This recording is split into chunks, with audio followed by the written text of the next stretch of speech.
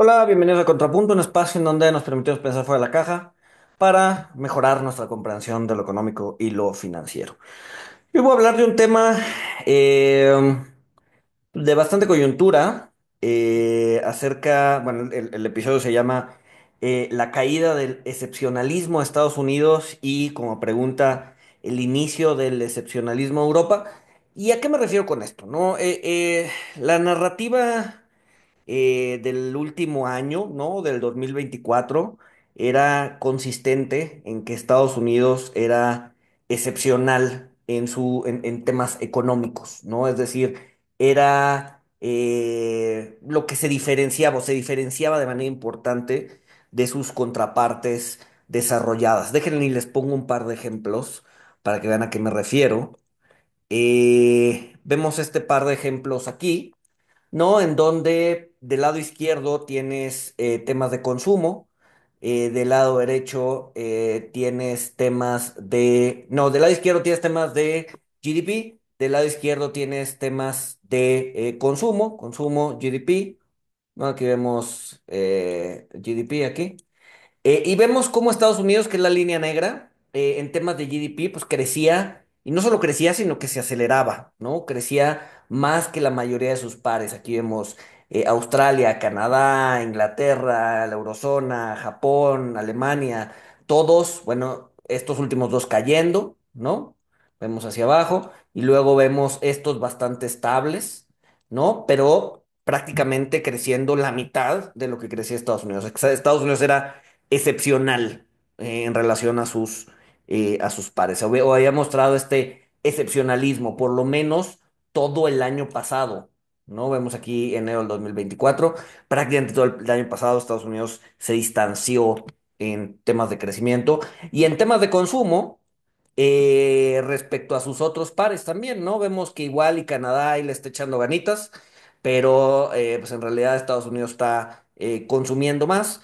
Y si hablamos de los otros países desarrollados, pues bueno, estamos a una fracción, o estaban a una fracción de lo que era Estados Unidos. Antes, pues los países desarrollados solían ser similares o crecían a ritmos similares. En el 2024 no, ¿no? Entonces vivimos una época que los analistas llamaban la época del excepcionalismo en Estados Unidos. Sin embargo, esa narrativa que duró hasta diciembre, principios de enero del 2025, se ha ido perdiendo y se ha ido perdiendo muy rápido por todo esto que está pasando con Trump, aranceles, posibles aceleración económica, en esencia todo este ruido político que hay alrededor de lo que está pasando con Trump, que eventualmente le termina pegando a la economía. Pues toda esta idea del excepcionalismo de Estados Unidos va de bajada y lo vemos aquí, ¿no? Vemos cómo el forecast o el pronóstico para 2025 de crecimiento se había estado acelerando, ¿no? Veníamos en 1,75 y después se aceleró prácticamente hasta febrero, hasta el 24 de febrero, donde llegó a su máximo, y después revisiones a la baja, ¿no? Este crecimiento o estos pronósticos de crecimiento que habían estado subiendo se están empezando a desinflar. Por otro lado, tienes a Alemania, ¿no? Alemania siendo la cabeza económica de Europa, Alemania y Francia, y vemos cómo, pues sí, habían estado cayendo los pronósticos de crecimiento, ¿no? Cayendo, esto es para 2024, ¿no? Pues prácticamente aquí ya terminó, ¿no? Terminó con una desaceleración. Para 2025 también cayendo, pero en el corto plazo vemos una pequeña subida en el crecimiento, una pequeña subida en el crecimiento para 2026. ¿No? Y esto viene un poco de la mano con ciertos cambios estructurales que se están dando en Europa y que son cambios que no se habían visto en los últimos 20 o 30 años. Prácticamente Europa estuvo dormida durante todo ese tiempo, un poco sentada en sus laureles, sin necesidad de un crecimiento importante, sin necesidad pues sí, de meter dinero a infraestructura o de meter dinero a defensa o de meter dinero a otras áreas productivas de la economía. Sin embargo, ahorita con este guerra comercial o con este desacoplamiento entre Estados Unidos y sus aliados, en los Estados Unidos les dice, a ver, pues yo ya te pagué las vacaciones durante muchos años, es hora de que te pongas a chambear, ¿no? En pocas palabras, es lo que le está diciendo Estados Unidos a Europa. y Europa como que empieza a levantarse de ese letargo de décadas que había vivido, ¿no? ¿Cómo podemos ver algunos síntomas que podemos ver de ese letargo más bien de ese levantamiento, o de ese inicio del dinamismo europeo? Lo podemos ver en varias formas. La primera es, empiezan a relajar su política fiscal, ¿no? Y quiero ver si traigo una gráfica aquí. Este, no, bueno, antes de hablarles de Europa, concluyo con el tema del excepcionalismo de Estados Unidos. Vemos cómo el consumo había estado creciendo, ahorita se empieza a ralentizar. A ver, tampoco es la gran cosa, pero empieza a ralentizarse.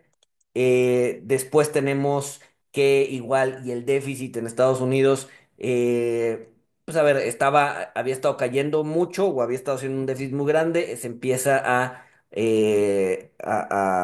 retroceder. Sigue siendo un déficit grande, pero empieza a retrocederse. Pero pues Trump, bajo esta idea de probablemente una política fiscal menos agresiva, mejorar la posición fiscal del gobierno, pues termine reduciendo estos déficits y por lo tanto haya menos dinero disponible para seguir pagándole estas vacaciones a Europa, que lleva pues, prácticamente 20 o 30 años en eso, ¿no?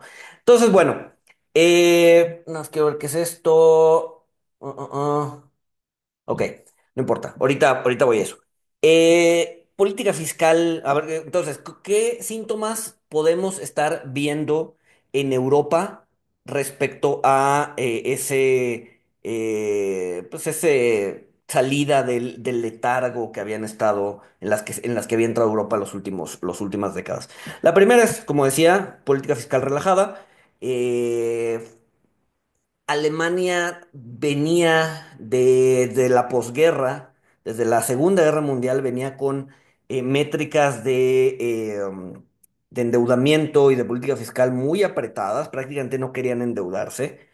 Angela Merkel, pues prácticamente estuvo 15, 20 años en el poder. Ella también impulsó déficits muy acotados, porque Alemania todavía tiene un bagaje histórico que ya tiene más de 100 años, ¿no? Estoy hablando o sea, esa herida que les causó la hiperinflación de la República de Weimar allá por 1921, 1922.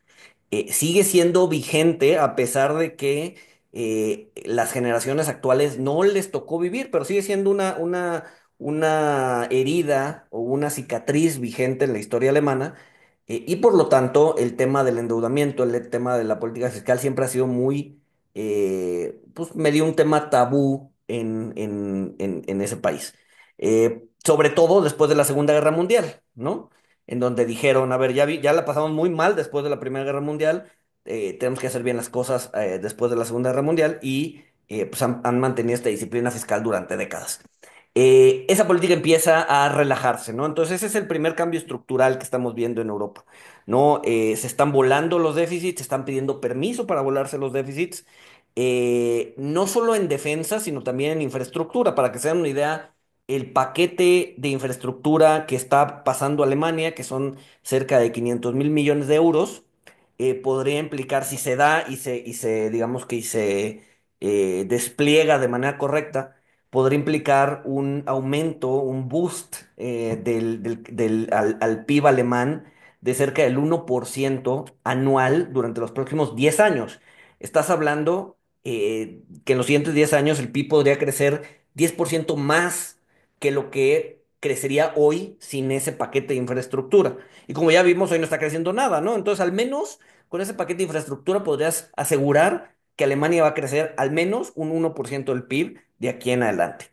Y a ver, y es infraestructura que se necesita, ¿no? Las carreteras famosas de Alemania, los Autobahns, están en condiciones deplorables. ¿Por qué? Porque no se les ha metido dinero durante décadas, ¿no? Entonces, el simple hecho de mejorar la infraestructura que ya está y crear nueva infraestructura definitivamente va a traer crecimiento a Alemania. Otra cosa, política monetaria relajándose, ¿no? El Banco Central Europeo bajando tasas. Ahorita está llegando la economía europea a tasas reales cercanas al cero, ¿no? De tal forma, o sea, ya no son restrictivas, ya la tasa real ya no es positiva, ya está cercana al cero y por lo tanto eso ha hecho que se aumente el nivel de préstamos en la economía. El europeo está otra vez teniendo un acceso o el acceso a crédito barato y por lo tanto eso pues, incrementa también el consumo. Presiones regulatorias por temas ambientales, sobre todo en temas ambientales, se está relajando también. Entonces, bueno. Vemos a una Europa con distintos cambios estructurales, cambios que no se habían dado, que no se habían visto en los últimos 20 o 30 años, un poco impulsados por esa enemistad o ese distanciamiento que está teniendo Europa con Estados Unidos. Pues prácticamente es como el adolescente al que pues, le cortaron el flujo de efectivo y pues ahora se tiene que poner a chambear. Pues bueno, en eso está Europa, se está levantando ese letargo de décadas, ¿no? Y vemos cómo en esos 3 meses, ¿no? En esos 3 meses en donde la narrativa del excepcionalismo de Estados Unidos cambió a, vamos a ponerle una pausa al excepcionalismo de Estados Unidos, incluso podría venir una recesión en Estados Unidos, pues vemos cómo si medimos las Magnificent Seven en relación al índice de Alemania, ¿no? Todo en dólares vemos cómo pues prácticamente no tienen nada que hacer, ¿no? Es decir, las Magnificent Seven han subdesempeñado de manera muy importante a las que habían sido el motor de crecimiento en el S&P el último año y medio, 2 años, ¿no? Entonces, vemos cómo ese excepcionalismo en Estados Unidos empieza a bajar y podríamos empezar a ver en Europa. Y si lo vemos en todo el mercado, ¿no? Y esto es desde inicio de año, vemos como el S&P pues ha rendido, por lo menos esto es al 19 de marzo, ha rendido -3,5 contra lo europeo, ¿no? Vemos que el índice en el índice en Alemania ha crecido 17%, el índice en Italia 16%, el índice general de Europa en 9,5, el índice de Inglaterra en 6,5, mientras que Estados Unidos hacia abajo, ¿no? Entonces, esta percepción de que Europa está creciendo, o de que Europa tiene el potencial de crecer, no es algo que creo que vaya a ser pasajero. Ya en muchas otras ocasiones, vaya, no es la primera vez que los analistas están favoreciendo a Europa, ¿no? Si en Europa siempre ha sido la narrativa de está barata, compra, está barata, compra, está barata, compra, pero no, o sea, era una narrativa respaldada por nada, simplemente porque estaba barata, ¿no? Creo que ahora la narrativa de que Europa puede estar atractiva sí está respaldada por una narrativa de cambio estructural, de un levantamiento de ese letargo que tenían y podría ser una oportunidad interesante hacia adelante, ¿no? Eh, no me gusta usar esta frase, pero es probable, ¿no? Y bueno, todo esto es sujeto pues ahora sí que a ver qué pasa, ¿no? Es probable que esta vez, contrario a muchas otras veces en donde se ha empujado la idea de que Europa podría estar o podría ser interesante en el corto mediano plazo, es probable que esta vez sí sea diferente y sea diferente porque hay cambios estructurales que están respaldando estos movimientos, no simplemente es un múltiplo. Antes los argumentos de compra Europa o invierte en Europa porque el múltiplo está muy barato. Pues sí, pero se puede poner más barato si no hay un cambio estructural que apuntale el precio. Hoy esos cambios estructurales se están dando, por lo menos en expectativas se están dando. Vamos a ver, pues todavía pueden pasar muchas cosas, ¿no? Puede pasar, el 24 de junio viene la reunión de la OTAN, vamos a ver qué pasa ahí. El plan de infraestructura, pues vamos a ver cómo se despliega, vamos a ver si se logra aprobar o no, vamos a ver si se despliega, etcétera, etcétera. O sea, todavía falta mucho camino por recorrer para realmente ver una Europa resurgir de las cenizas o del letargo en donde habían estado apoltronados los últimos 3, 4 décadas. Falta mucho, pero por lo menos esa expectativa de cambio estructural o alguno de esos cambios estructurales ya se están dando y eso apuntala bastante la narrativa de que pues, esta vez podría ser diferente. Entonces, Estados Unidos ha dejado de tener ese excepcionalismo, ¿no? Ha dejado de pues, sí ser diferente de sus pares, por lo menos en expectativas. Se espera que se empiece a ver una corrección en la economía, en el consumo, etcétera, etcétera. Y Europa, por el otro lado, pues empieza, se levanta de ese letargo que había estado viviendo por décadas y podríamos quizás, y es por eso que el capítulo es en pregunta y no es una afirmación, quizás podríamos empezar a ver una Europa sobre desempeñar, una Europa mucho más dinámica, una Europa con más inversión, con más consumo, con más crecimiento, etcétera, etcétera, ¿no? Entonces, bueno, se los dejo ahí. Si les gustó, compártanlo, coméntenlo, denle like, suscríbanse y sin más, nos escuchamos el siguiente martes. Saludos.